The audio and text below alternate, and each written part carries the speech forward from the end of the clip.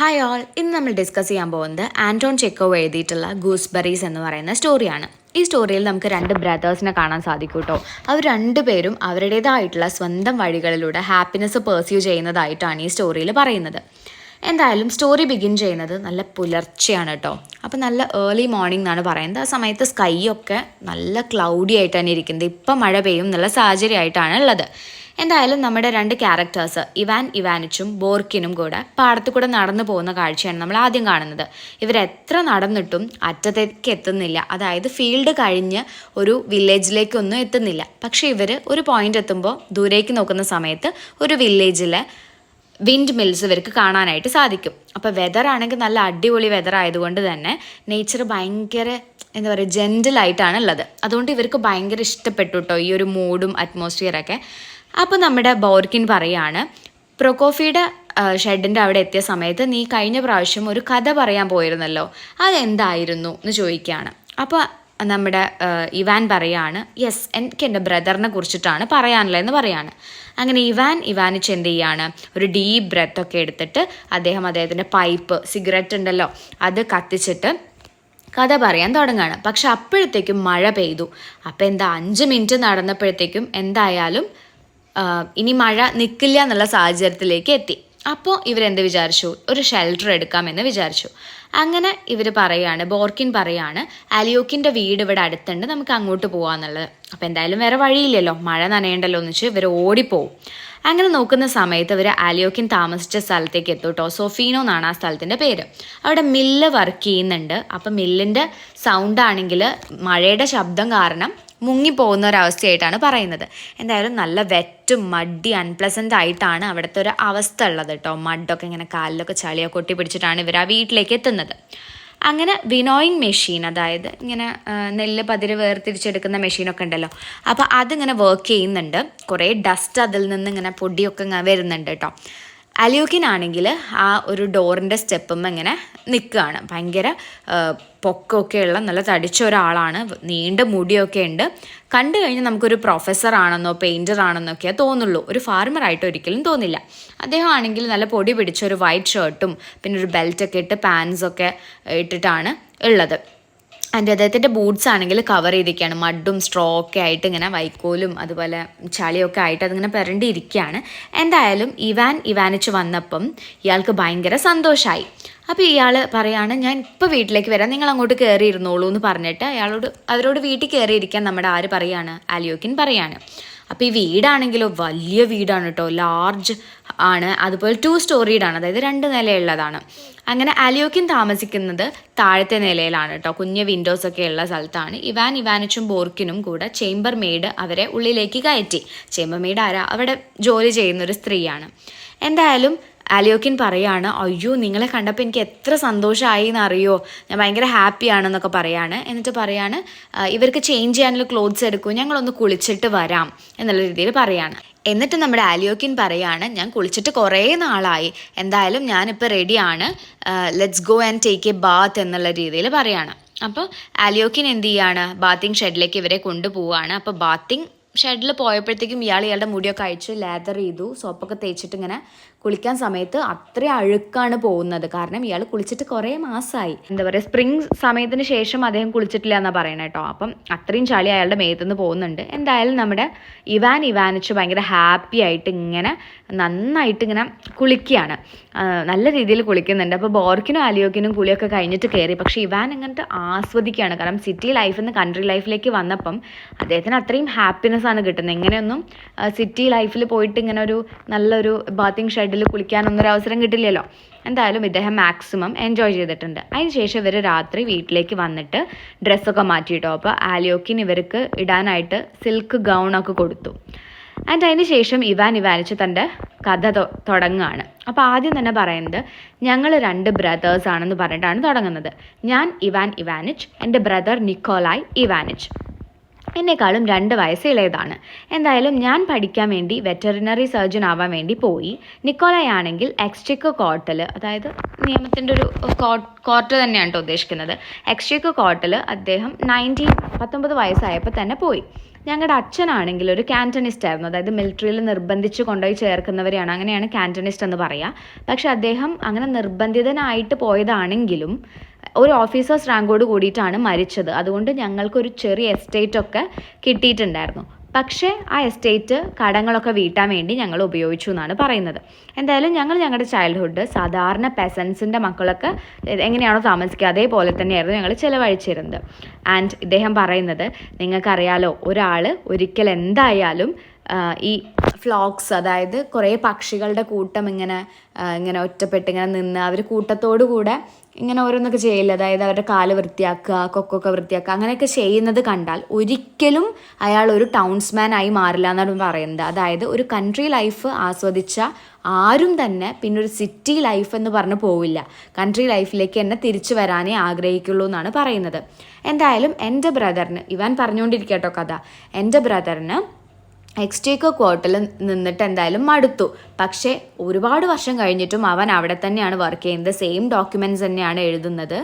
പക്ഷെ അവനൊരൊറ്റ ആഗ്രഹമേ ഉള്ളൂ, കൺട്രിയിലേക്ക് തിരിച്ചു വരണം എന്നുള്ളത്. ഒരു ചെറിയ ഫാം വാങ്ങണം, ഒരു റിവറിൻ്റെയോ ലേക്കിൻ്റെയോ ഒക്കെ ബാങ്ക്സിൽ.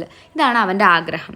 അവൻ നല്ലൊരു മനുഷ്യനാണ്, എനിക്ക് അവനെ ഭയങ്കര ഇഷ്ടമാട്ടോ. പക്ഷെ അവൻ്റെ ആഗ്രഹം എന്താണ്, ഒരു ഫാമൊക്കെ വാങ്ങി ഒറ്റപ്പെട്ട് ആരാലും ബുദ്ധിമുട്ടുകളൊന്നും ഇല്ലാതെ ഒരു തടസ്സവും ഇല്ലാതെ ഇങ്ങനെ ജീവിക്കുക എന്നുള്ളതാണ് അവൻ്റെ ഒരു ആഗ്രഹം. പക്ഷെ ഒരിക്കലും ഞാൻ അതിനോട് യോജിക്കുന്നില്ല എന്നാണ് ഇവാൻ പറയുന്നത്. എല്ലാവരും പറയുന്നൊരു സേയിങ് ഉണ്ടല്ലോ, a man needs only 6 feet of land, 6 അടി മണ്ണ് മാത്രം ഒരു മനുഷ്യന് മതി എന്നുള്ളത്. പക്ഷേ ഒരിക്കലും അല്ല, സാധാരണ ജീവിച്ചിരിക്കുന്ന ഒരു മനുഷ്യന് 6 അടി മണ്ണ് പോരാന്നാണ് പറയുന്നത്. അതായത് ഒരു ആർത്തി ഉണ്ടാവില്ലേ, ഇനിയും സ്ഥലം വേണം, ഇനിയും പൈസ വേണം, അങ്ങനെ ഒരു ആഗ്രഹം ഉണ്ടായിരിക്കും.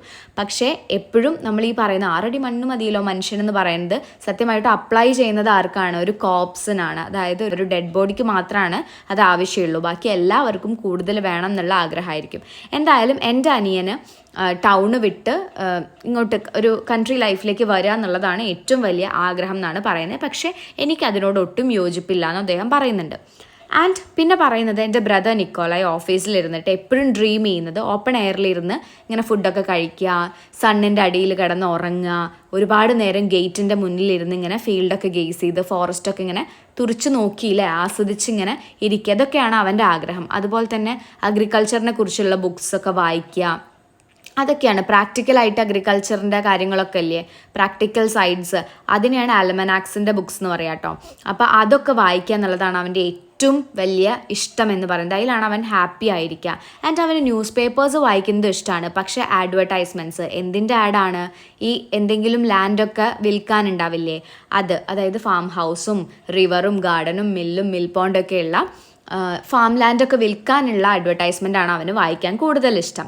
ഈ ഫാൻറ്റസീസൊക്കെ ഓരോ പ്രാവശ്യം മാറിക്കൊണ്ടിരിക്കും കേട്ടോ. അത് വേണം, ഇത് വേണം, ഇങ്ങനത്തെ വീട് വേണം, അങ്ങനത്തെ പുഴ വേണം, അങ്ങനത്തെ ഇത് വേണം എന്നൊക്കെയുള്ള ആഗ്രഹങ്ങൾ അവന് ഓരോ സമയം തോറും മാറിക്കൊണ്ടിരിക്കുന്ന പറയണത്. കാരണം എന്താണ്, ഓരോ അഡ്വർടൈസ്മെൻറ്റിലും വ്യത്യസ്തമായിട്ട് ഓരോ കാര്യങ്ങളുണ്ടായിരിക്കും. അപ്പോൾ അതുകൊണ്ട് അവൻ്റെ ആഗ്രഹങ്ങൾ മാറിക്കൊണ്ടിരിക്കുന്ന പറയുന്നത്. പക്ഷെ എന്തായാലും അവൻ്റെ ഒരു ആഗ്രഹം മാറില്ല, അവന് ഗൂസ്ബെറി ബുഷ് എന്തായാലും അവൻ്റെ വീട്ടിൽ വേണം എന്നുള്ളതാണ് ആഗ്രഹം. അപ്പോൾ കൺട്രി ലൈഫിന് അതിൻ്റേതായിട്ടുള്ള അഡ്വാൻറ്റേജ് എപ്പോഴും ഉണ്ടായിരിക്കും എന്നാണ് നമ്മുടെ നിക്കോളായി പറയുന്നതായിട്ട് ഇവാൻ നമ്മളോട് പറയുന്നത്. ആൻഡ് പിന്നെ കഥയിൽ നടക്കുന്ന കാര്യം എന്താണെന്ന് വെച്ച് കഴിഞ്ഞാൽ, അദ്ദേഹത്തിനെ കുറിച്ച് പറയുകയാണ്. നിക്കോളയുടെ ക്യാരക്ടർ നമുക്കിവിടെ കാണാൻ സാധിക്കും. അദ്ദേഹം ഭയങ്കര മീഗറായിട്ടാണ്, അതായത് വളരെ പാവം പിടിച്ച രീതിയിൽ പിശുക്കനായിട്ടാണ് ജീവിച്ചിരുന്നത്. ഒന്നും തിന്നാനും കുടിക്കാനും ഇല്ലാത്ത രീതിയിൽ. ദൈവത്തിനറിയാം അവന് എങ്ങനെയാണ് ജീവിച്ചിരുന്നത് എന്നുള്ളത്. ലൈക്ക് ഒരു ബെഗറിനെ പോലെ, ഒരു പിച്ചക്കാരനെ പോലെയാണ് അവൻ താമസിച്ചിരുന്നത്. എന്ത് പൈസ കിട്ടിയാലും അവൻ അത് സേവ് ചെയ്യും, അതായത് ബാങ്കിലേക്ക് ഇടും. ആൻഡ് ടെറിബ്ലി സ്റ്റിങ്കി എന്ന് ഉദ്ദേശിക്കുന്നത് എന്താ, അത്രയും പിശുക്കനായിരുന്നു. ആൻഡ് അവനെ ഇങ്ങനെ കാണുമ്പോൾ എനിക്ക് ഭയങ്കര വിഷമം തോന്നാറുണ്ട്. അതുകൊണ്ട് ഞാൻ അവനൊരു ഹോളിഡേക്കൊക്കെ പൊക്കോട്ടെ എന്ന് വിചാരിച്ച് ഞാൻ പൈസയൊക്കെ ബാങ്കിലേക്ക് ഇട്ട് കൊടുക്കും. പക്ഷെ അങ്ങനെ ഇട്ട് കൊടുക്കുന്ന സമയത്തും അവൻ എന്താ ചെയ്യുക, ആ പൈസ അവൻ സേവ് ചെയ്ത് വെക്കുകയാണ് ചെയ്യുക എന്നാണ് പറയുന്നത്. കുറേ വർഷങ്ങൾ കഴിഞ്ഞു, അദ്ദേഹത്തിന് 40 വയസ്സും കംപ്ലീറ്റ് ആയി. പക്ഷെ ഇപ്പോഴും അദ്ദേഹം ന്യൂസ് പേപ്പേഴ്സ് വായിച്ചുകൊണ്ടിരിക്കുക എന്നാണ് പറയുന്നത്. പിന്നെ ഇവാൻ കേൾക്കുന്നത് എന്താണ്, I heard he was married, അവൻ്റെ കല്യാണം കഴിഞ്ഞു എന്നാണ് ഞാൻ കേൾക്കുന്നത്. പക്ഷേ ഇപ്പോഴും കല്യാണം കഴിഞ്ഞിട്ടും അവൻ്റെ മൈൻഡിൽ സെയിം ഐഡിയ തന്നെയുള്ളൂ, എന്താണ്, ഫാം ഹൗസ് വാങ്ങിക്കുക, അവിടെ ഒരു ഗൂസ്ബെറി ബുഷ് വേണം എന്നൊക്കെ. അതിന് വേണ്ടിയിട്ട് അദ്ദേഹം കല്യാണം കഴിച്ചത് ഒരു എൽഡേർലി ആയിട്ടുള്ള, നല്ല ഏജുള്ള, ഒരു അഗ്ലി ആയിട്ടുള്ള ഒരു വിഡോനെയാണ്. ഫീലിംഗ് തോന്നിയിട്ടൊന്നല്ല, പക്ഷേ അവളുടെ പൈസ കിട്ടാൻ വേണ്ടിയിട്ട്. അവളുടെ കൂടെ താമസിക്കുമ്പോഴും അയാൾ ഭയങ്കര പിശുക്കനായിട്ട് തന്നെ ജീവിച്ചിരുന്നത്. അവളെന്നെ പട്ടിണിക്ക് ഇടുക അങ്ങനെയൊക്കെ ആയിരുന്നു. ആൻഡ് അവളുടെ പൈസ പോലും ഇയാൾ സ്വന്തം ബാങ്കിലേക്കായിരുന്നു ഇട്ടുകൊണ്ടിരിക്കുന്നത്. Money like vodka can play queer tricks with a man. അത് ഇമ്പോർട്ടൻ്റ് ആണ് കേട്ടോ. അതൊന്ന് ക്വസ്റ്റ്യൻസ് ചോദിക്കാൻ സാധ്യതയുണ്ട്. കാരണം പ്രീവിയസ് ഇയറിലൊക്കെ ക്വസ്റ്റ്യൻ ചോദിച്ചിട്ടുണ്ട്. പൈസ എന്ന് പറയുന്നത് വോഡ്ക പോലെയാണ്. അപ്പം പൈസേനെ കമ്പയർ ചെയ്യുന്നത് ആൽക്കഹോൾ ആയിട്ടാണ്. അപ്പം പൈസ എങ്ങനെയാണ് വോഡ്ക പോലെയാണ്. Can play queer tricks with a man. ഒരു മനുഷ്യന് ആൽക്കഹോൾ കഴിച്ചാൽ എങ്ങനെയായിരിക്കും, ഒരു ലഹരിയാണല്ലേ. അപ്പം എന്തൊക്കെ ചെയ്യേണ്ടതെന്ന് അറിയില്ല, അബ്നോർമൽ ആയിട്ടായിരിക്കും ബിഹേവ് ചെയ്യുക. അതേപോലെ തന്നെയാണ് പൈസ കൂടുതൽ ഉണ്ടാവുമ്പോഴും എന്നാണ് പറയുന്നത്. നമ്മുടെ കയ്യിൽ നിന്ന് എല്ലാം പോവും, നമ്മുടെ ഫുൾ അബ്നോർമൽ ആയിട്ടായിരിക്കും പിന്നെ നമ്മുടെ ലൈഫ് ഉണ്ടായിരിക്കുക. നമ്മുടെ വൈഫ് മരിക്കുകയാണ് കേട്ടോ. നിക്കോളായുടെ മരണശേഷവും അദ്ദേഹം അങ്ങനെ തന്നെയാണ് കണ്ടിന്യൂ ചെയ്തത്. എന്നിട്ട് നിക്കോള എന്ത് ചെയ്തു, ഒരു ലോണൊക്കെ എടുത്ത് ഒരു ഫാം ഹൗസ് വാങ്ങി. അവിടെ ഒരു കോട്ടേജ് ഉണ്ട്, ഒരു പാർക്ക് ഉണ്ട്. പക്ഷെ ഓർച്ചാർഡോ ഗൂസ്ബെറി ബുഷോ ഡക്ക് പോണ്ടോ ഒന്നും ഉണ്ടായിരുന്നില്ല. പക്ഷെ അടുത്ത് തന്നെ ഒരു റിവർ ഉണ്ടായിരുന്നു. ആ റിവറിലെ വാട്ടർ ആണെങ്കിൽ കോഫി കളേർഡ് ആയിരുന്നു കേട്ടോ. കാരണം എന്താ, അവിടെ ഒരു ബ്രിക്ക് യാർഡ് ഉണ്ടായിരുന്നു. ബ്രിക്സ് ഒക്കെ ഉണ്ടാക്കുന്ന ഒരു എസ്റ്റേറ്റും കാര്യങ്ങളൊക്കെ ഉണ്ടായിരുന്നു. അതുപോലെ ഒരു ജലാറ്റിൻ ഫാക്ടറി ഒക്കെ ഉണ്ടായിരുന്നു. അതുകൊണ്ട് ആ റിവറിലെ വെള്ളം എന്ന് പറയുന്നത് അത്രയും ചളിയൊക്കെ നിറഞ്ഞ ഒരു അവസ്ഥയായിരുന്നു. എന്തായാലും നിക്കോളായി അതിനെക്കുറിച്ചൊന്നും വറീഡ് ആയിരുന്നില്ല. കാരണം പൈസ ഉണ്ടല്ലോ. അപ്പോൾ ഗൂസ്ബെറി ബുഷ് അദ്ദേഹം 20 ഗൂസ്ബെറി ബുഷസ് ആണ് ഓർഡർ ചെയ്തത്. അങ്ങനെ കൺട്രി ലൈഫിലേക്ക് ഭാര്യയുടെ മരണശേഷം അദ്ദേഹം സെറ്റിൽഡ് ആയെന്നാണ് പറയുന്നത്. ലാസ്റ്റ് ഇയർ, കഴിഞ്ഞ വർഷം ഞാൻ അവനെ ഒന്ന് പോയി കണ്ടിരുന്നു. അപ്പം ഞാൻ അവനെ പോയി കണ്ടിട്ട് എന്തൊക്കെയാണ് വിശേഷം എന്നൊക്കെ ചോദിക്കാൻ പോയതാണ്. കാരണം എന്താ, അവൻ്റെ ലെറ്റേഴ്സിൽ എൻ്റെ ബ്രദർ അവൻ്റെ എസ്റ്റേറ്റിനെ ചിംബാഷോ കോർണർ അല്ലെങ്കിൽ ഹിമാലയസ്കി എന്നാണ് വിളിച്ചിരുന്നതെന്നൊക്കെ പറയുന്നുണ്ടായിരുന്നു. എന്തായാലും ഞാൻ ഉച്ചയ്ക്ക് അവിടെ എത്തി. ഭയങ്കര ചൂടായിരുന്നു. കുറേ എന്താ പറയുക, ചെറിയ ചെറിയ ഡിച്ചസും അതുപോലെ ഫെൻസുകളും വേലികളും ഇങ്ങനെ ബുഷ് പോലത്തെ ഇങ്ങനെ ഏരിയാസൊക്കെ ഉണ്ടായിരുന്നു. ഫിർ മരങ്ങളൊക്കെ ഉണ്ടായിരുന്നു. എവിടെ നോക്കിയാലും മരങ്ങളായിരുന്നു. അതുകൊണ്ട് തന്നെ എവിടെയാണ് യാർഡ്, എങ്ങോട്ടാണ് പോകേണ്ടത്, എവിടെ ഹോഴ്സിനെ കെട്ടേണ്ടതെന്നൊന്നും അവിടെ ഒരു സൈൻ ബോർഡോ കാര്യങ്ങളൊന്നും ഉണ്ടായിരുന്നില്ല. ഞാൻ അവൻ്റെ വീട്ടിലെത്തിയതിന് ശേഷം ഒരു റെഡ് ഹെയർഡ് ആയിട്ടുള്ള ചുവന്ന മുടിയുള്ള ഒരു പട്ടിക്കുട്ടിയെ കണ്ടു എന്നാണ് പറയുന്നത്. As fat as A pig, ഒരു പന്നി പോലെയായിരുന്നു ആ പട്ടി ഉണ്ടായിരുന്നത്. കാരണം എന്താണ്, അതിനും അത്രയും മടിയാണെന്ന്. ജസ്റ്റ് എഴുന്നേറ്റ് നടക്കാൻ പോലും അല്ലെങ്കിൽ അത് കുരയ്ക്കാൻ പോലും അതിന് ലേസി ആയിരുന്നു എന്നാണ് പറയുന്നത്. അത്രയും ഇങ്ങനെ ദേഹമൊന്നും അനങ്ങാത്തൊരു പട്ടി, വീട്ടിലിങ്ങനെ തിന്ന് കുടിച്ചിരിക്കുന്ന. അങ്ങനെ ഔട്ട് ഓഫ് ദ കിച്ചൺ, പിന്നെ കിച്ചണിൽ നിന്ന് വരുന്നതൊരു കുക്കാണെങ്കിലും സെയിം തന്നെയാണ് കേട്ടോ, തടിച്ചു കൊഴുത്തൊരു കുക്കായിട്ടാണ്. എന്തായാലും കുക്ക് വന്നിട്ട് പറയുന്നത് എൻ്റെ മാസ്റ്റർ ഉറങ്ങാൻ കിടന്നിരിക്കുകയാണ്, ഉച്ചഭക്ഷണം കഴിച്ചിട്ടെന്ന് പറയാണ്. അപ്പം ഇവാൻ എന്ത് ചെയ്തു എന്ന് വെച്ചാൽ, ബ്രദറിനെ കാണണമല്ലോ, അങ്ങോട്ട് പോയി. അപ്പം മുട്ട് വരെ കവർ ചെയ്തിട്ടുണ്ട് ബ്ലാങ്കറ്റ് കൊണ്ട്. ഭയങ്കര ഓൾഡ് ആയിട്ടല്ലേ, വയസ്സായിട്ട് ഒരു തടിച്ചു കൊഴുത്ത് ഇങ്ങനെ ചീക്സൊക്കെ തൂങ്ങി, നോസൊക്കെ തൂങ്ങി, ലിപ്സൊക്കെ പെൻഡുലം പോലെ കിടന്ന് ആടുന്ന രീതിയിലാണ് അവനുള്ളത്. അപ്പം ഞാനിങ്ങനെ കുറച്ചൊക്കെ പ്രതീക്ഷിച്ചു, പിഗിനെ പോലെ അവൻ മുരളെന്ന് വിചാരിച്ചു. കാരണം അങ്ങനെയായിരുന്നു അവൻ്റെ ലുക്ക് എന്ന് പറയാണ്. അങ്ങനെ ഞങ്ങൾ ഹാപ്പിനെസ്സോട് കൂടെ പണ്ടത്തെ കാര്യങ്ങളൊക്കെ ഓർത്ത് സങ്കടമൊക്കെ വന്ന് ഞങ്ങൾ കെട്ടിപ്പിടിച്ചു എന്നൊക്കെയാണ് പറയുന്നത്. അതിനുശേഷം അവൻ ഞങ്ങളെ ഡ്രസ്സൊക്കെ ചെയ്തതിന് ശേഷം ഞങ്ങൾ എസ്റ്റേറ്റ് കാണാൻ ഇറങ്ങി. അപ്പം ഞാനിങ്ങനെ ചോദിച്ചു അവനോട് എന്തൊക്കെയുണ്ടാ വിശേഷം നല്ല രീതിയിൽ ചോദിച്ചു. അപ്പം എന്താണ്, പ്രത്യേകിച്ച് കുഴപ്പമൊന്നുമില്ല, ഞാൻ നന്നായിരിക്കുന്നു എന്നൊക്കെ പറയണം. ഇപ്പം എന്തായാലും ഞാനൊരു ടയർഡ് ഒഫീഷ്യൽ അല്ല എന്നുള്ള രീതിയിൽ സംസാരിക്കുന്നുണ്ട് കേട്ടോ.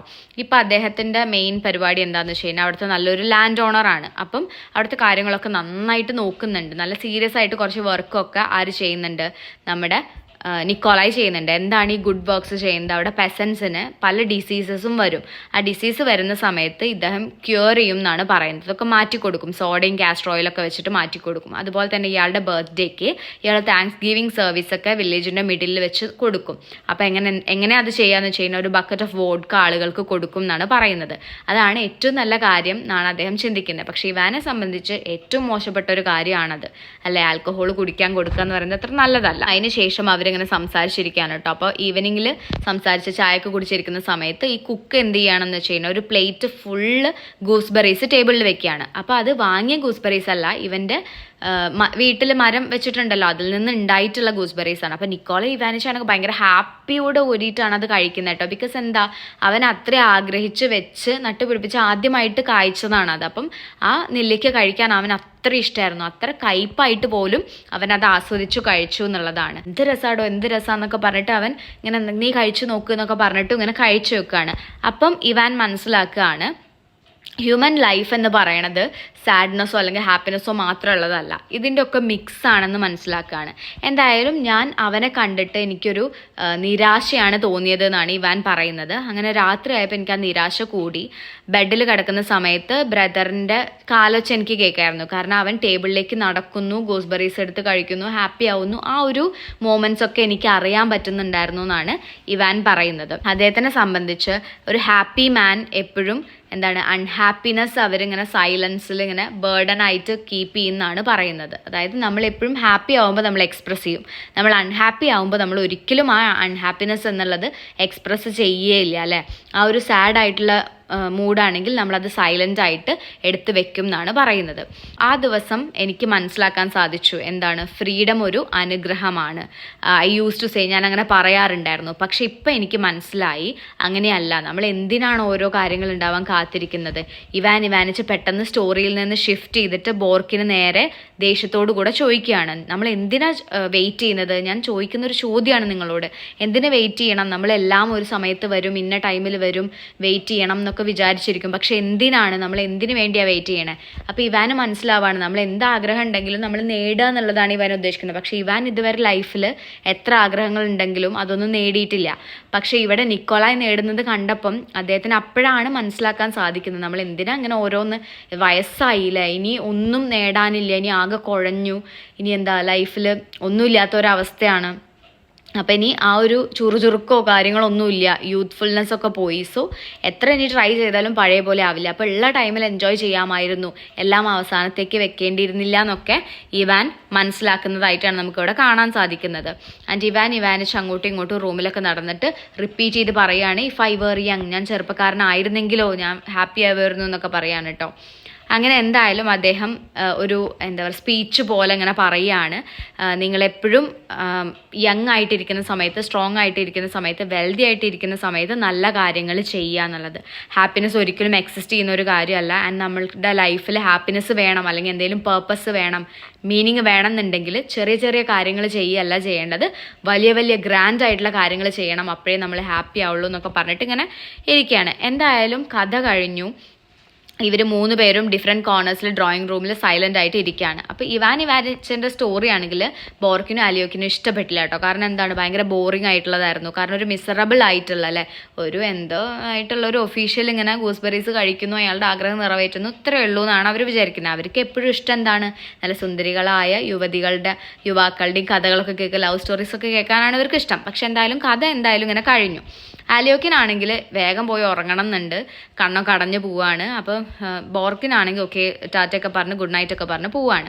ആലിയോക്കിനും ഗുഡ് നൈറ്റ് ഒക്കെ പറഞ്ഞ് എല്ലാം സെറ്റ് ചെയ്ത് പോവാണ്. ഇവാൻ എന്തായാലും സൈലൻ്റ് ആയിട്ട് അപ്പോഴും അദ്ദേഹം തോട്ട്സിലാണുള്ളത്. അപ്പം ദൈവത്തിനോട് ഗോഡ് ഫോർ ഗീവ് മീ, ഞാനൊരു പാപിയാണ് എന്നൊക്കെ പറഞ്ഞിട്ട് ഇയാൾ ക്ലോത്ത്സൊക്കെ ഇങ്ങനെ അയച്ചു വെച്ച് ഉറങ്ങാൻ കിടക്കുന്നതായിട്ടാണ് കാണുന്നത്. അവസാനം നമുക്ക് റെയിൻ ബീറ്റ് ചെയ്യുന്നത് കാണാം വിൻഡോസിലേക്ക്. അതായത് അയാളുടെ അൺസാറ്റിസ്ഫൈഡ് ആയിട്ടുള്ള ഒരു ലൈഫാണ് നമുക്ക് കാണാൻ പറ്റുന്നത്. അപ്പോൾ ഇതിൽ എന്തൊക്കെ തീംസാണ് വരുന്നത്?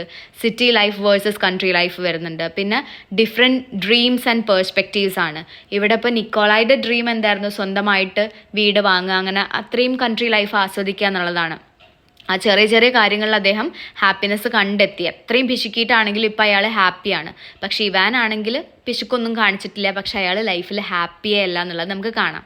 പിന്നെ നിക്കോളായിനെ സംബന്ധിച്ച് അദ്ദേഹം ഒരിക്കലും പണിയെടുത്ത് മെനങ്ങിയിട്ടല്ല അയാൾ ജീവിക്കുന്നത്. ഇപ്പം ഇത്രയും കാലം അത്യാവശ്യം പണിയെടുത്തിട്ട് ഏർണിങ്സ് ഒക്കെ ഉണ്ടായിട്ടുണ്ടെങ്കിലും ഇപ്പം അയാൾ ഒരു പിഗിനെ പോലെ ഒരു ഹെൽത്തി അല്ലാത്ത രീതിയിൽ ഇങ്ങനെ ഭയങ്കര തടിച്ചു കൊഴുത്തൊരു ഫിറ്റ്നസ് ഒന്നും നോക്കാതെ, ഫിസിക്കൽ ഫിറ്റ്നസ് നോക്കാതെ ഇങ്ങനെ ജീവിക്കുകയാണ്. പക്ഷെ നേരെ മറിച്ച് ഇവാനാണെങ്കിൽ അത്യാവശ്യം നല്ല ചുറുചുറുക്കുള്ള ഒരു വ്യക്തിയാണ്, അത്യാവശ്യം ഹെൽത്തിയാണ്.